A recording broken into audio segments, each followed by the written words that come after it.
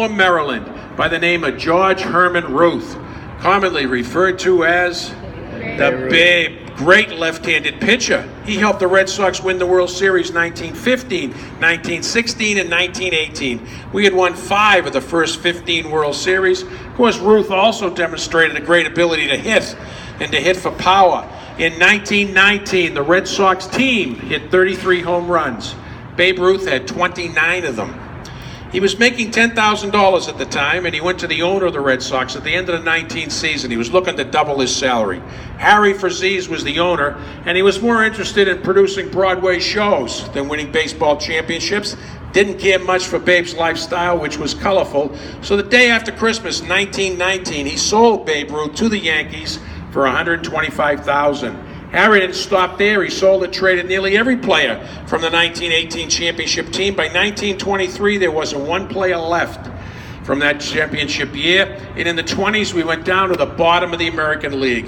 In a 10-year period, we came in last place 7 times, next to last place 3 times. The park was in disrepair, attendance was lousy, team was terrible. Things were so bad in May of 1926, right here in left field, a fan left a lit cigar on the wooden bench. We suspected it was a New Yorker, but we could never prove it. Burnt the grandstand right down to the ground. The owner at the time just bought a piece of rope, roped it off, and called it foul territory. Even talked way back then, tearing down Fenway and moving the Sox. And then a wonderful thing happened to the city of Boston, to Fenway and the Sox. A young man from South Carolina by the name of Thomas Austin Yawkey inherited $40 million on his 30th birthday, as we all should. I should have.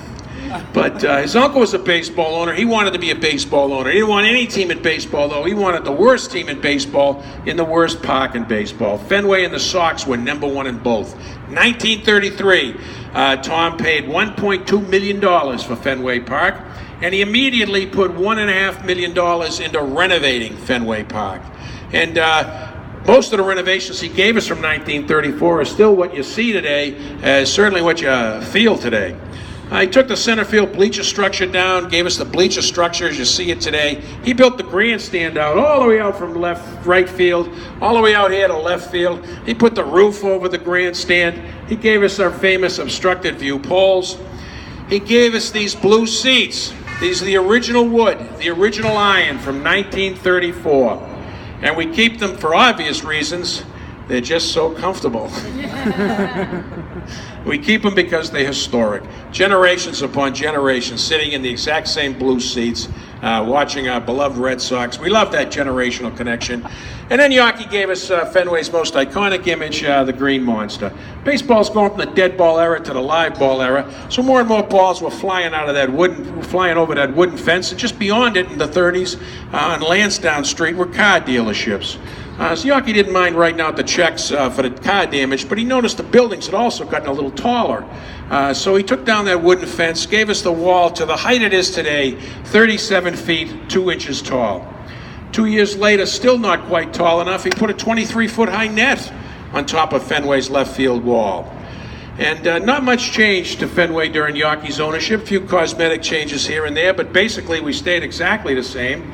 And Tom passed away in 1976. His wife took control of the team in the park. She died in 1992. They had no children, so their fortune, the park and the Sox, went into a trust. In 1999, the trust was being managed by a John Harrington. Mr. Harrington held a press conference that year, and he announced Fenway was too old, too antiquated, couldn't sustain a Major League franchise. He was tearing down Fenway Park. 1999, he had architectural drawings of a new Fenway. He had a deal worked out with the city to take land across the street by eminent domain, getting a new Fenway Park, 1999. Immediately the next day, the Save Fenway initiatives grew up all over Boston, all over Greater Boston. He realized, due to public opinion, he wasn't going to be able to tear down Fenway. Did the next best thing for the trust, put the team in the park up for sale. 4 or 5 groups bidding for Fenway Park. One group was committed to keeping Fenway Park here, and they in fact were the winning bid. John Henry, our principal owner, Tom Werner, and Larry Lucchino. $660 million they paid for Fenway Park and the Red Sox at the end of the '01 season. And since then, they've put $285 million into renovating Fenway Park. And some of the first renovations they gave us that we could see are they put seats up on top of the Green Monster, taking the net down that had been there since 1936, putting seats up there in time for the 2003 season.